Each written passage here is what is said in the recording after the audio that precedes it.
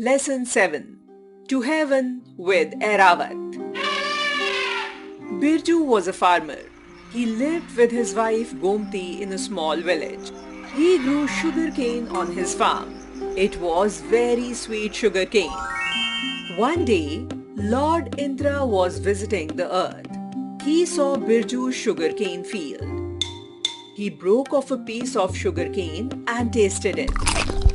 Wonderful sugarcane. Yummy! It's so sweet and juicy. Airavat will love it, he said to himself. Airavat was Indra's elephant. The next night, Indra came down to Birju's field with Airavat. The elephant ate a lot of sugarcane. The next day, Birju went to his field. He saw that somebody had eaten a lot of sugarcane during the night. The same thing happened the next night and the night after that. When he looked at the field in the morning, a lot of sugarcane was gone. So, Birju hid in the field one night. He saw a white elephant flying down. It started eating the sugarcane. A flying white elephant. Where is he from? Birju wondered. He held on to Airavat's tail.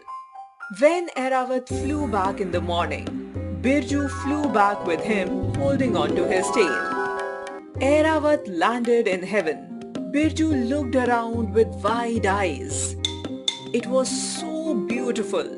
Lovely flowers, sweet fruits, shady trees. Birju was excited to see the place. Birju went back to the earth with Airavat that night. He went home and told his wife Gomti about heaven. He said, "Come with me and see the place." He was talking to Gomti when his neighbor's wife came by. She heard about heaven and wanted to go too. Then her husband wanted to go. And then more neighbors came.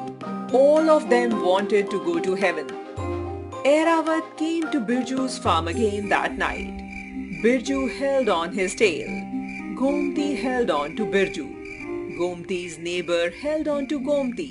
And so on until there was a long line of people holding on to one another when Airavat rose up into the air. Airavat rose up and the line of people went up into the air with him. They were halfway to heaven when Gomti asked her husband, "How big were the roses in heaven?" Birju said, "So big," and took his hands off the tail to show her how big they were. When he took his hands off the tail, Birju started falling. And all the people from village fell with him back on the earth with a big thud. They never got to see heaven after all. Lesson 7.